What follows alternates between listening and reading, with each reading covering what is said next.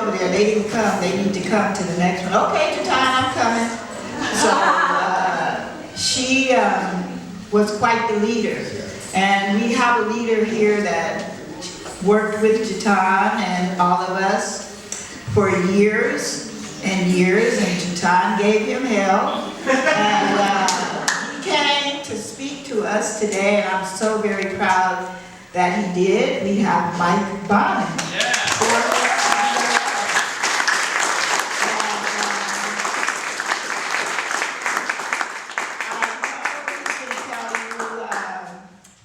Some great stories because me and Jataun stayed on his butt about any and everything, and he never turned us down. I would say, yay.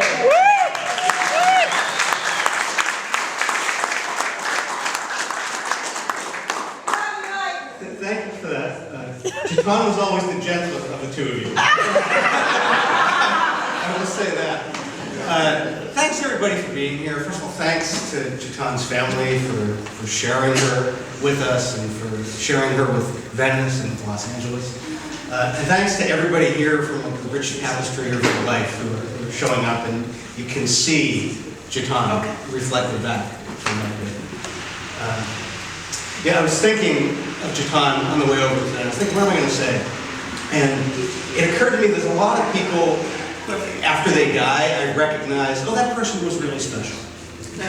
With Jataun, I knew Jataun was special right away. In the moment, all along, Jataun was always a special person.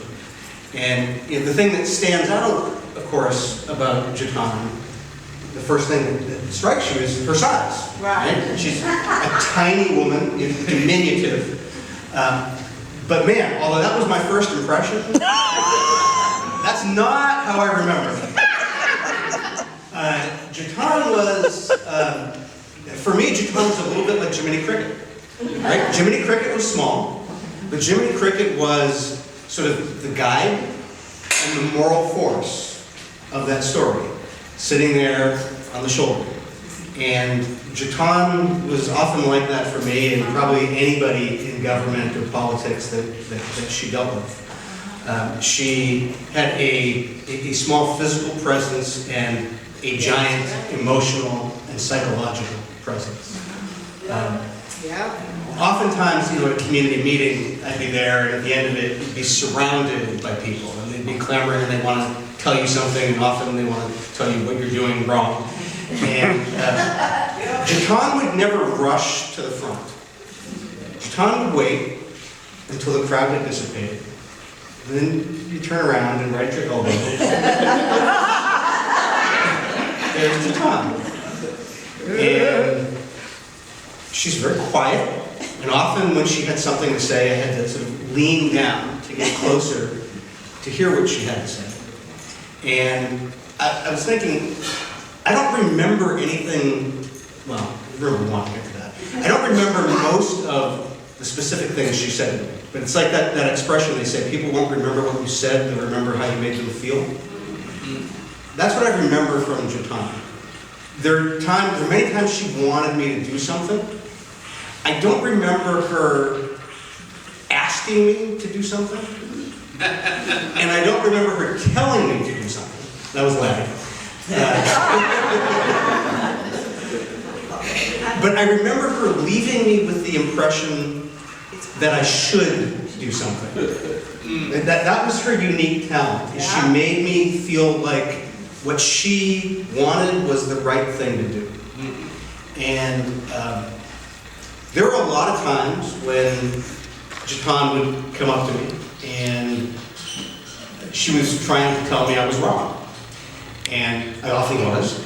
And the thing that was really amazing about Jataun is that she always believed that if you were wrong, you could be right.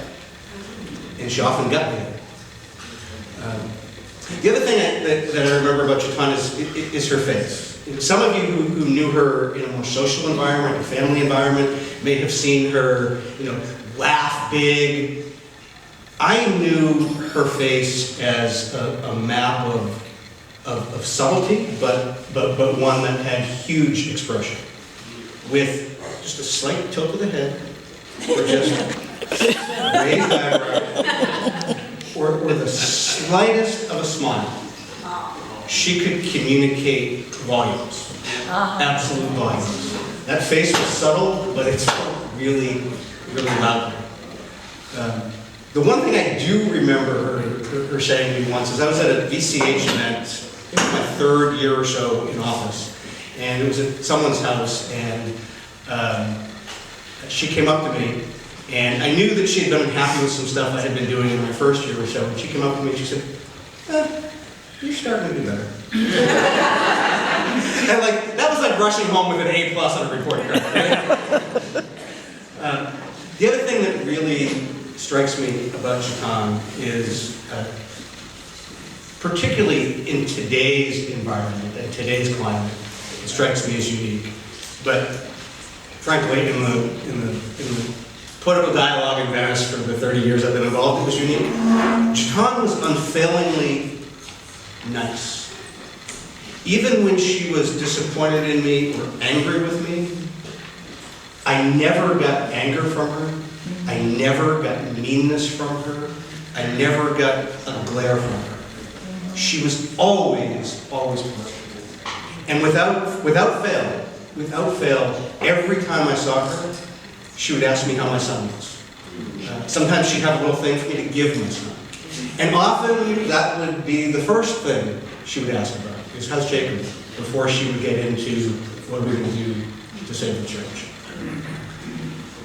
And the final thing I think about Jataun is her voice. I said earlier her voice was really, really quiet, but it was really, really powerful because it was speaking for so many people.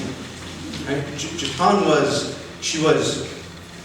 she was speaking for the ancestors, she was speaking for the seniors, she was speaking for the children. Jataun was speaking for Venice, always speaking for Venice. The Venice of history, the real history, not the manufactured history. She was always speaking for the spirit of Venice and for the promise of the best Venice. Jataun she was like the godmother of Venice, and in many ways she was a godmother to anyone who served the community. And she really was the conscience of this community. Yes. And we are very, very sad to not have her with us, but we are incredibly enriched and strengthened and bigger by having her.